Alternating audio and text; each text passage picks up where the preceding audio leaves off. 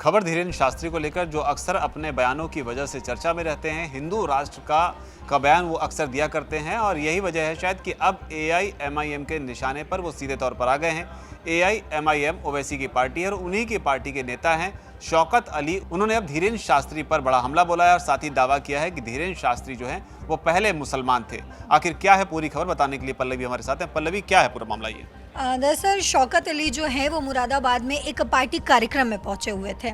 वहाँ उन्होंने खुलकर धीरेन्द्र शास्त्री पर तंज कसा। अब तंज कसने की वजह ये थी कि धीरेन्द्र शास्त्री जिस तरीके का बयान देते आए हैं कि हिंदू राष्ट्र बनाएंगे और मैं सनातनी हूँ, और वो सनातन को बहुत प्रमोट भी करते हैं।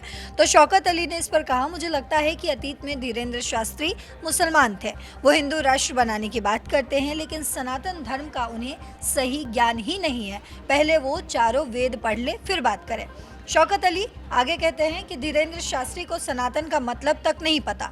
सनातन का मतलब हिंदू है या हिंदू का मतलब सनातन, वो सवाल पूछ रहे हैं। दरअसल वो ये क्लियर करें।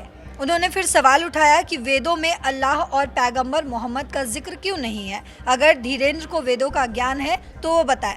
शौकत अली ने यह भी कहा कि दुनिया का पहला इंसान आदम यानी कि अलैहि इस्लाम था और माँ हवा के बाद इंसानियत जो है वो शुरू हुई, तो धीरेन्द्र का अतीत मुस्लिम ही रहेगा। यानी कि वो बता रहे हैं कि पहले इस दुनिया में जो है वो मुसलमान आए हैं, मुसलमान से ही जीवन जो है जीवन की शुरुआत हुई है। तो यानी धीरेन्द्र शास्त्री भी जो है वो एक मुसलमान ही हैं। और हाँ, उन्होंने आगे ये भी कहा कि और हाँ, हिंदू राष्ट्र की मांग पर शौकत अली ने एक और सवाल उठाया। उन्होंने कहा कि अगर धीरेन्द्र शास्त्री हिंदू राष्ट्र बनाएंगे तो ठीक, लेकिन अगर मैं कहूँ कि मुस्लिम राष्ट्र बनाऊंगा तो मुझ पर तुरंत मुकदमा हो जाएगा। ये दोहरा चरित्र आखिर क्यों है? हमारे देश का संविधान सबको बराबरी का हक देता है। अगर कोई भावनाओं को भड़काए तो उसे सज़ा मिलनी चाहिए। शौकत अली ने धीरेन्द्र शास्त्री को नकली हिंदू भी कहा और साथ ही उन्होंने मतलब इस पर कई और भी बातें कही हैं। आपको बता दूं कि इसके आगे